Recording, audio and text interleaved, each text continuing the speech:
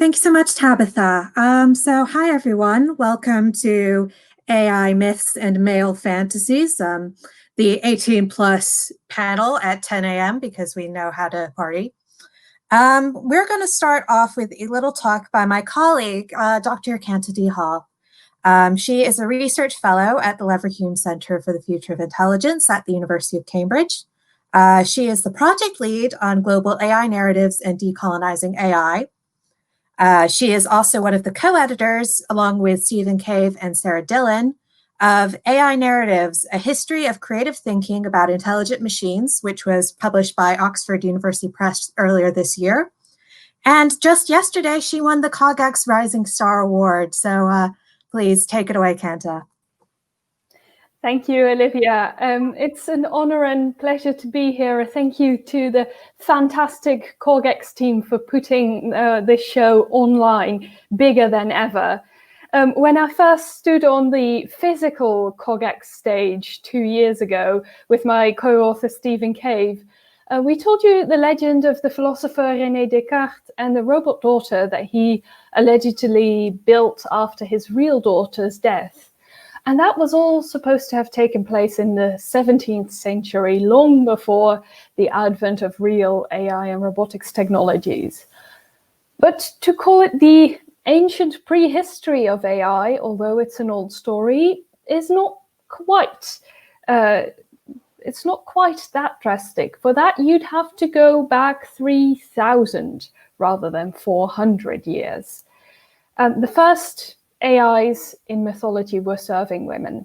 The oldest known story of artificial intelligence is from the Greek poet Homer's Iliad, which dates from roughly the 8th century BC, where Hephaestus, the disabled god of smithing, made machines that looked like women to help him in his forge. And Homer describes them as attendants made of gold, which seemed like living maidens.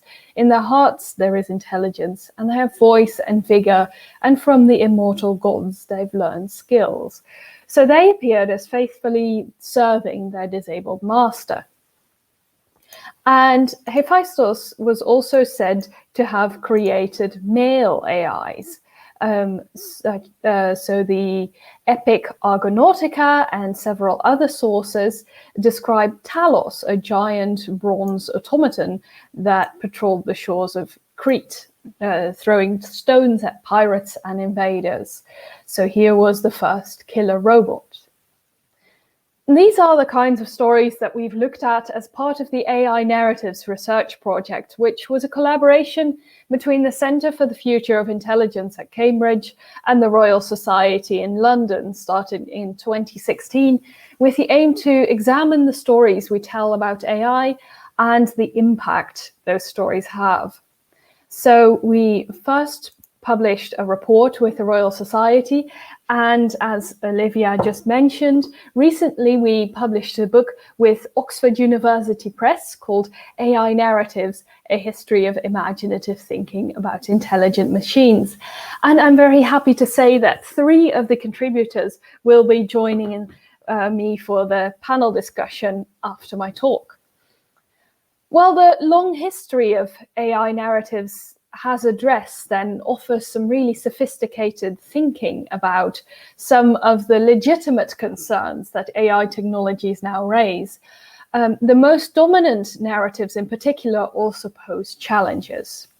Many prevalent AI narratives are mistrusted or criticized, for example, for their extremism, their utopian or dystopian focus, or for their misrepresentation of current technology. So for instance, in their tendency to focus on anthropomorphic representations, robots and machines that look like humans. So the gender component of AI narratives stood out particularly strikingly among our findings in this project. And the examples from the Greek epics I just mentioned are the first in a 3,000-year history of gendered AI narratives. So this is why we have a contribution from a classicist, Genevieve Lively, in our book. And we also have a chapter on robots in the Middle Ages, because the same roles returned there. Intelligent warrior machines were gendered male, such as these naked copper knights, which were guarding a secret passageway. And of course, the male robot warrior is one of the most common AI tropes to this day. Sometimes this warrior is on the side of the humans, such as Verhoeven's RoboCop, and sometimes against them, as in this very much an old hat of a depiction of AI that keeps popping up, the Terminator. And regarding female AIs, in the 18th and 19th century, a new hope for AI emerged, that it could fulfill all of our interpersonal desires, that it could be the perfect friend, for example. So always there, always ready to listen, never demanding anything in return. And in our imaginings of AI, we find many examples, like the voice assistant Samantha in the film Her. And of course, many hope that AI-driven robots can also be the perfect lovers. So in E.T.A. Hoffmann's 1816 short story, The Sandman, Nathaniel, the main character, is completely bewitched by the beauty of a maiden called Olympia. And when after much wooing, he finally discovers that she is an automaton, he is driven to insanity and suicide. And in the classic 1970s book and film, The Stepford Wives, this idea of the artificial lover recurs in the form of the homemaker, where the menfolk of this small US town replace their much too human womenfolk with what they consider to be perfect androids, who look more beautiful and are single-mindedly obsessed with folding laundry. So you can see that for thousands of years, intelligent machines have been imagined in human form with a gender. So why does that matter? Well, first, it ossifies, freezes, sets in stone stereotypical role divisions. So for example, say women occupied serving roles more in a given culture. As a consequence, those within that culture who imagine AI systems that are intended to fulfill these roles imagine those AIs as feminine. But these portrayals of feminine AI in serving roles in turn then perpetuate the idea that these are roles for women. And of course, you'll know that exactly that debate has been happening around digital personal assistants for the past few years, with Siri, Cortana, and Alexa all having women's names, and all of them, plus also the more neutrally named Google Assistant, launched with female voices. Now, this was justified with a reference to research explaining that people prefer a female voice for these interactions. But of course, that might be because people are more comfortable bossing women around than bossing men around. After all, as the same research shows, there are other contexts in which people on average prefer a male voice, in particular in dominant roles, such as giving feedback on a test or telling you where to drive. So an existing prejudice becomes embedded in the technology and is continued through people's interaction with that technology. Because people get used to a feminine, servile Alexa, they'll continue to associate women with servile roles. And these roles relate not only to jobs, such as the servant in the case of women, or the soldier in the case of men, but also to social roles and roles within relationships and hierarchies. And this is what two of my fellow panelists, Olivia Belton and Kate Devlin, have particularly focused on in their work. So more on that in a bit. The way female artificial sex partners are imagined perpetuates both the hope and the expectation that women are passive and willing in relationships. Now, there's much more to be said about the problems with these dominant narratives, but I want to end by mentioning one of the ways in which we try to resolve this. Although much AI technology is developed in Silicon Valley, the West is not the only place to ever have imagined the existence of intelligent machines. They're coming from different communities, from different cultures, from different parts of the world.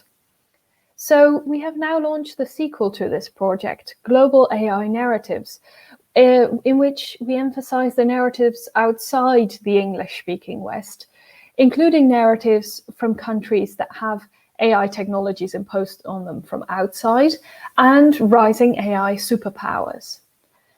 Because the only way that we can assure this technology is not only beneficial for a very narrow elite demographic, but empowers a broad range of people, is to listen to a much more diverse set of voices. And this research is far from finished, but it has revealed in surprising ways how powerful storytelling about AI is in different parts of the world, as people try to come to terms with the immense technological changes happening at the moment. Because how would our perceptions of AI change, for instance, if the best known fictional AI were not the Terminator, but, as in Japan, a lovable, chunky blue robot cat called Doraemon? Now, I will now join Olivia Belton, Anna McFarlane, and Kate Devlin to talk more about our specific contributions to the AI narratives research into gendered AI fantasies. Thank you very much, and back to you, Olivia. Thank you so much for that, Kanta. That was really good background to some of the things we've been working on at the Leverhulme Center for the Future of Intelligence, especially on AI narratives and sort of trying to break out of some of the stereotypes that are prevalent. So we will be joined right now by our two co-contributors to the AI narratives book. We have Dr. Kate Devlin, with whom I co-wrote the chapter A Measure of a Woman, Fembots, Fact and Fiction. And we have Dr. Anna McFarlane, who contributed a chapter on cyberpunk representations of AI. So thank you. Welcome. Thank you. So if you could both sort of really briefly sort of sum up what your contributions were to the book and what your research interests are more broadly, so that we can get a sense of the real breadth of AI narratives that we cover in the book. Okay, well, so I co-wrote the chapter with Olivia. My work is on sex robots as a shorthand, really, for what is essentially a much publicized media storm of a topic. There aren't any actual sex robots in the world today commercially available. We have prototypes that are out there done by a handful of companies around the globe. So I look at what is being made and how, and they tend to come out of the sex doll market, very high-end sex doll market.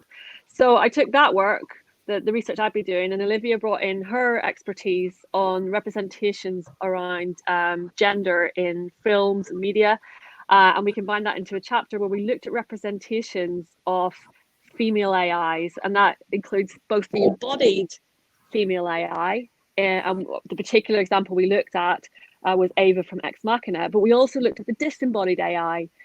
We looked at Samantha from Her, we looked at Joy from Blade Runner 2049. And it was really, really interesting because even in the disembodied AI, we see hints of or not even hints, but quite blatant displays of that sexual passivity and desire that you also see in the embodied types. And so we went through sort of examining how that related to real life, and also kind of wanted to think about where it might go in the future. And my chapter was on cyberpunk. So I've been a scholar of cyberpunk throughout my PhD, and that's why I wanted to focus on it for this chapter. I suppose I take a bit of a slightly different view from what we might think of as an AI when we're thinking about science fiction. A lot of the time we'll think about an android or like something that's been put into a human-looking kind of robot shape. My chapter focuses more on artificial intelligence as a concept, something that doesn't have to be embodied necessarily. So in cyberpunk, It was a type of science fiction literature that started in the 1980s, but then went on to inspire bigger films like Tron and The Matrix and Blade Runner and things like this. So it really brought that cyberpunk imaginary, I think, into the popular imagination. So I talk about how cyberpunk helps us to imagine artificial intelligence. It helps us to imagine the internet. It helps us to imagine data and how it might be visualized and how we travel through data on a computer screen. But also, it can kind of stop us sometimes from seeing how insidious artificial intelligence can be. So I also go on to talk about how artificial intelligence today is maybe most important as a kind of algorithmic black box. So we, for example, think about a Facebook newsfeed. We don't know why certain things are prioritized to us. We can't see inside of that algorithm to see why we're being shown things from one friend and not another, from one news source and not another. And that's one of the most fundamental ways that AI is actually shaping our world now. So I suppose my chapter does two things. It shows how important cyberpunk has been in helping us to understand this new world of internet and technology that we're now inhabiting, but it also considers that there's ways in which that might be detrimental to us, that might be ways that we need to think beyond that in order to really analyse the forces that are controlling our society today. Yeah, that's a really interesting point. So when you were talking, Anna, about how cyberpunk lets us think about algorithms, I find it really interesting how there are some things that fiction is sort of uniquely able to illustrate. That's sort of why we're interested in the work. So what do you think about how fiction allows us to think through sort of moral questions, second order impacts around AI and further developments? I think it can be really important because obviously, we can read policy documents and we can read extrapolations in that kind of field that cover some of the things that AI might do to change our society in the future. I think maybe what literature adds is that more three-dimensional element that you can see a lot of different facets of society within a novel, for example. The novel's obviously perfectly formed for these more widespread deep dives into different ways that AI can affect us. So I think that's one way that literature can be really valuable, and the fact that then it will take the more moral approach, as well as thinking a bit more out of the box, I suppose. Sometimes in policy documents or in more real life writing about AI, it can be a bit more about wondering what might be possible and wondering how we can harness that. I think in science fiction, particularly because we're seeing fully imagined futures, it's given us a bit more of an element of how this might affect us in different ways and maybe in unforeseen ways as well. Yes, definitely. And that's one thing that's interesting, Kanta, in your chapter, is that you talk about the relationship between AI narratives and historical enslavement, and the ways in which AI narratives draw upon legacies of slavery. Do you want to elaborate a little bit more on that? Yeah, so in my chapter, I look at how AI rebellion is portrayed as a positive thing. So in most stories of AI rebellion, the AI rises up against humans and kills them all and is just sort of this irrational killing machine. But in some stories, including the original play from which we have the word robot, the now 100-year-old Czech play RUR, very strong parallels are drawn to narratives of slave uprisings, especially narratives around slave uprisings in the Americas and the transatlantic slave trade. And by making those parallels, on the one hand, those stories show that in this treatment of AI by their owners is similar to the treatment of slaves and is immoral, and so make us think about what kind of behavior towards any kind of sentient being including one that we have made, is considered good or bad. On the other hand, those narratives also, in a way, perform a dehumanizing function, but because by drawing on existing narratives of Black slaves and transposing them onto narratives of robots that are very often racialized as white, this is a way of reappropriating a literary history and erasing these Black voices from that non-fictional history. Yeah, and that's obviously a very live and relevant topic, especially lately with the removal of the statue of the slaver in Bristol and the public debate around what should be done, if anything can be done with these sort of statues. So it's obviously still an issue that's very live, but it's interesting to think that maybe we can only address it in these really sort of sublimated ways in using a fictional metaphor. Go ahead. Sorry, Kanta, you go ahead. Well, it could be the case that in some cases it's easier to depict things by means of a fictional metaphor, and especially when we are speaking of technologies that we don't have yet. Fiction can be a great way to explore how they might impact our lives. But the problem also with having this long fictional history is that in a way it has guided our thinking about the real technology in a way that is influenced by a narrative history that tended to leave out contributions and perspectives by women and people of color. Anna, was there anything you wanted to add to that?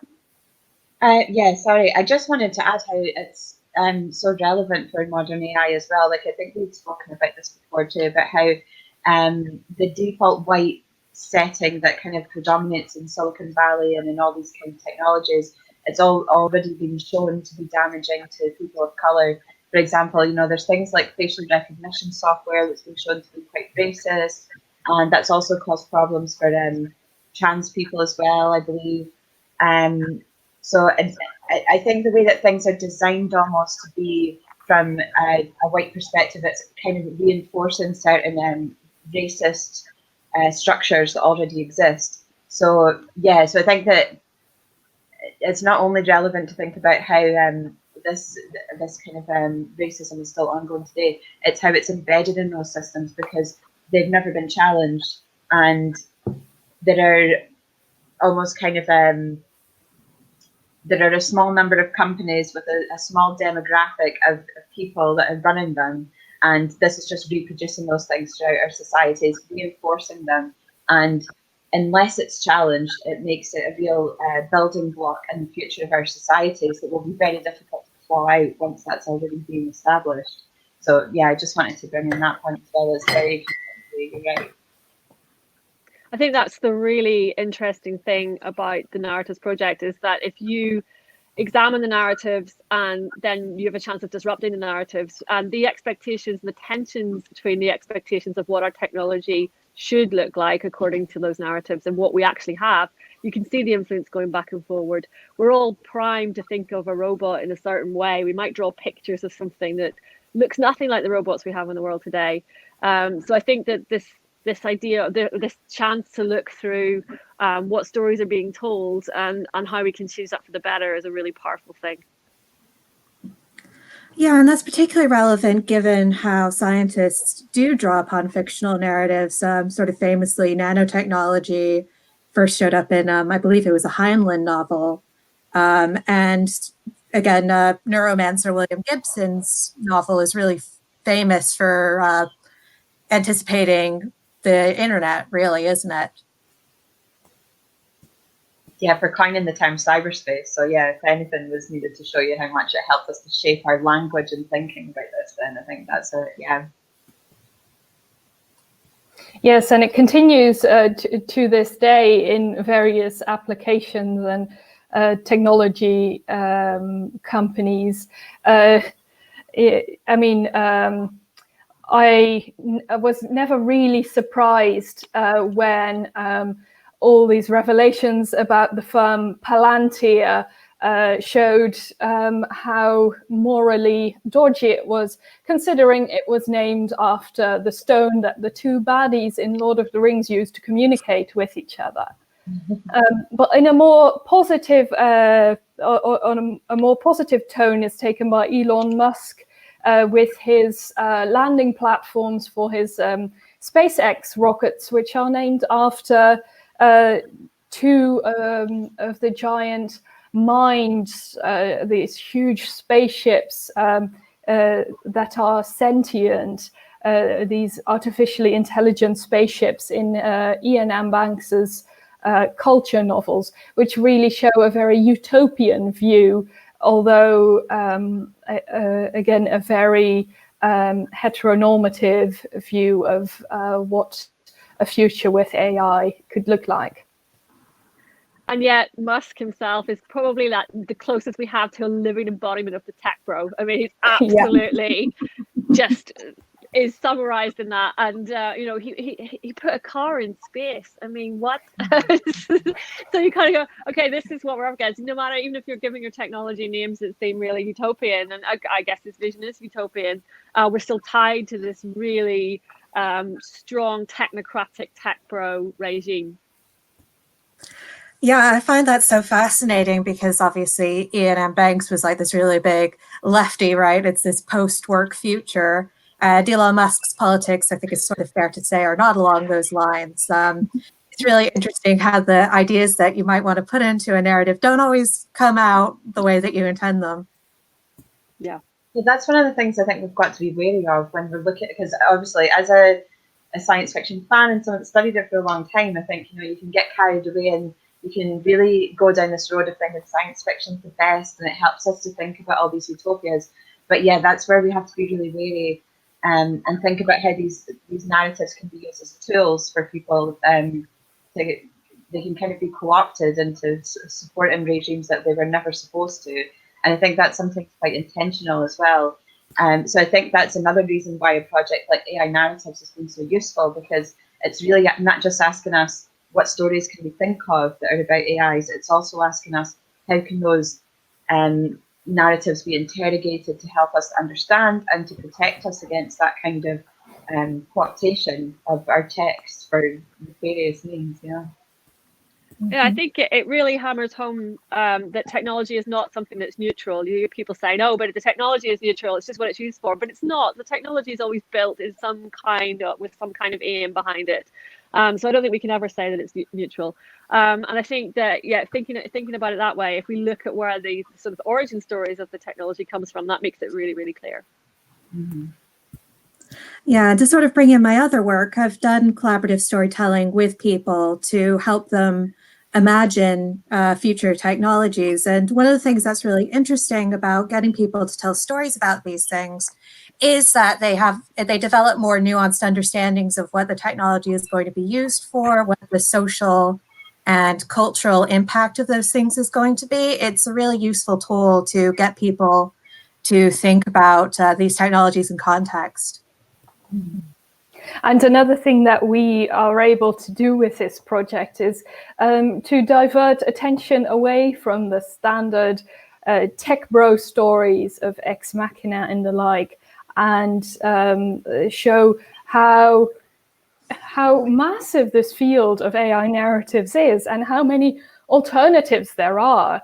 I mean, in my chapter, I discuss a trilogy by Joe Walton called Cecily, which is about, which has a setting in which when people discover that the robots they use have become so intelligent that they count as sentient, they are freed, rather than that those robots have to fight for their freedom and their rights, as in many other stories. one of the interesting things about the stories we hear is that they are all, not all, the majority of them are kind of very dystopian, because it's so easy to see a scenario where technology goes wrong, because we do have that fear as humans. We fear the change that new technology brings, and a lot of the time it's unwarranted, although sometimes it does do more harm than good. But Olivia just mentioned some sort of utopian sci-fi in terms of Ian Banks, but often the stories we hear are really cautionary. They're like, don't do this or this will happen. So it's nice when you occasionally come across ones where good things happen, like the robots being freed when they reach sentience. I think that's quite a positive thing. We should have more of that.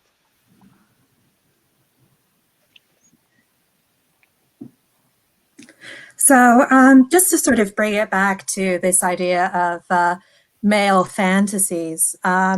So if we're thinking specifically about what AI narratives do to our sort of perceptions of women, what sort of things do you think are really relevant and important for people to take away? One of the things I think from the very early stories of the fembot, which go right back to ancient Greece, and stories from Roman times, Ovid's talking about Pygmalion, for example, it's always about creating this perfect partner, this perfect woman. There are occasionally examples of male companions being created, but that's really rare. And so a lot of the stories are tied into this, like she will be obedient, she will be passive, she will give you love, there's never any conflict. And I think that kind of narrative and expectation, which is incredibly unrealistic, does not do any good.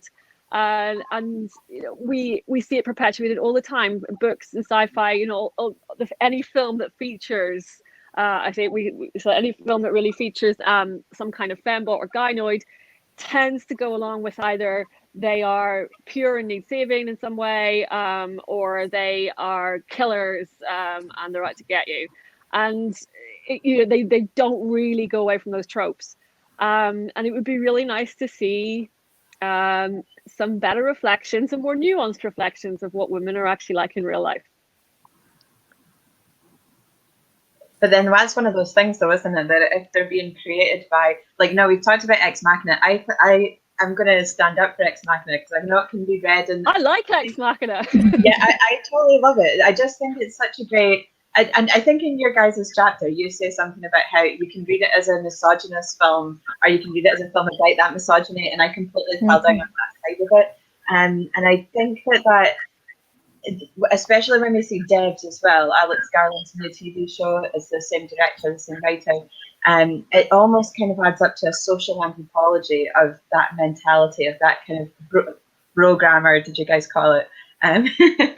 Which I think is so useful, because obviously that world is a million miles away from possibly from our day-to-day experience. I find it so useful to kind of try and get into the heads of the communities that are coming up with this tech and that are driving that force. So yeah, so of course when those people are the ones that are behind it, it will end up with these male fantasies, unfortunately. But yeah, another reason to love Ex Machina, that might not turn out okay for them, which is also nice to think.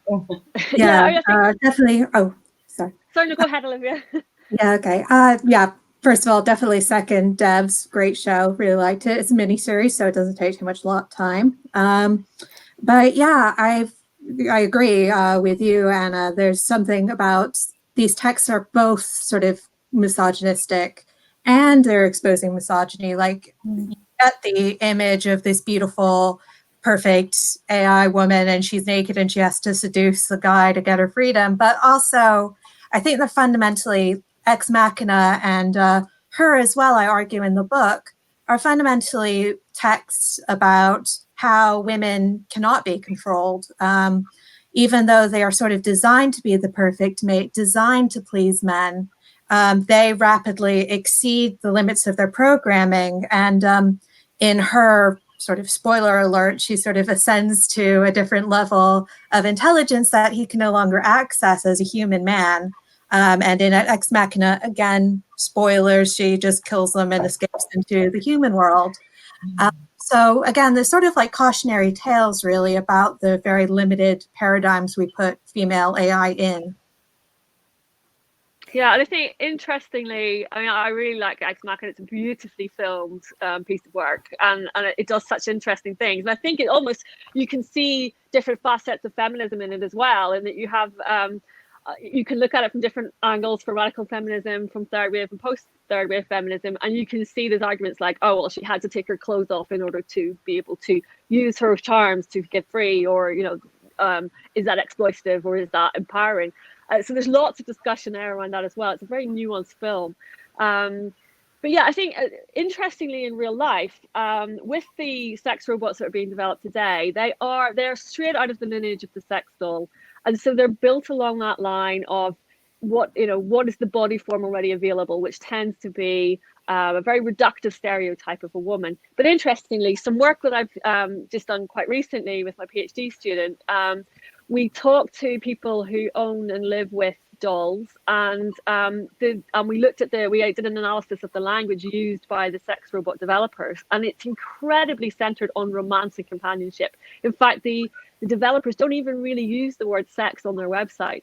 So the element of companionship is much, much more important than the sexual experience of having one of these robots or dolls, which is incredibly interesting. It's that intimacy and closeness that people are looking for. So to go back to the issue of getting into the heads of the tech bros, I agree that it's great to have this insight and to understand.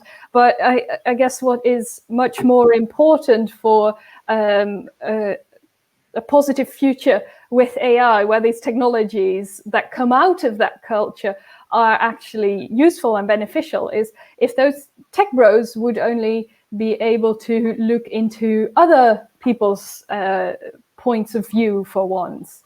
And there are, again, so many narratives out there, also, for instance, written by women, people of color, LGBTQ people, who offer different kinds of perspectives on what this life could be. Like, I keep plugging this novel because it is amazing. Annalee Newitz's novel Autonomous. Newitz has written a novel in very recently, 2017, I think, in which an AI and a human fall in love, and the AI first believes that it is gendered male, but then genders itself more as female as it develops the relationship. Yeah, interesting questions in the chat actually about good examples of female-written LGBTQ AI narratives, good mainstream examples of female fantasies for Android. So I was wondering if anyone had any recommendations further to Kanta's already very excellent one. So there's a really lovely book called The Mad Scientist's Daughter by Cassandra Rose Clarke, and it's the story of a woman who is, when she's a girl, her father brings home robots, an android, to look after her. And over time, she befriends him, but later falls in love with him. And there's lots around whether or not he falls in love with her as well. So that's it's a really beautifully written story and very, very interesting. And I suppose one of the books that I write about in my chapter for AI narratives was Samuel Delaney's Stars in My Pockets Like Grains of Sand. Again, as a cyberpunk scholar, cyberpunk's been criticised because it's kind of been canonized as a load of white men and one woman, Pat Cadigan, who is very, very good. But Samuel Delaney's book came out at the same time as William Gibson's The Neuromancer, and it's just fascinating to put the two of them together because there's a lot of the same themes, but whereas Gibson has been accused, and in some ways rightfully so, of this kind of glorification of data and almost like leaving the body behind in order to, and I would argue against that completely, but yeah, it does come across a bit like, yeah, you leave your meat behind and you go and fly through cyberspace, and it's very exciting. And on the other hand, Samuel Delaney's he's a queer black writer, and he very much infuses that what might be left behind if we go down this road of automation and artificial intelligence ruling the world on the basis of data. Sexuality and the body and those things that actually create individuality and create a perspective, those things are in danger of being left behind or not taken into account when important decisions are made. So it's an older one, but I would highly recommend that to people as well if you're looking for something that's a bit of a different take on that kind of thing. And I would recommend a short story by Nigerian-American writer Nnedi Okorafor. It's called Mother of Invention, and it's about a smart home in a future Nigeria that protects and helps a mother giving birth in that home.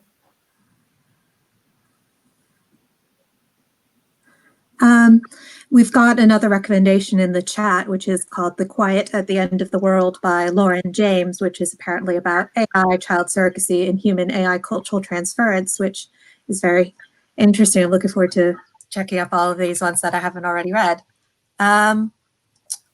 So basically, we're just sort of going to wrap up for now, but maybe we could end with a little bit of fun. So what's your absolute pet peeve when it comes to sort of an AI story?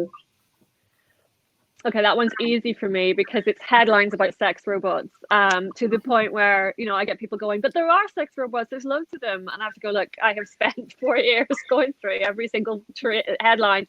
They do not exist. They do not commercially exist yet. So people getting worried about sex robots that will do X, Y, and Z and, you know, attack you or whatever. It's so niche. It's so unbelievably niche that I don't think it's ever going to be a big thing. And I don't really have a pet peeve because I am immensely gullible when it comes to my fiction absorption. I'm just everything that happens and really tell me what happened next. So I completely believe it all.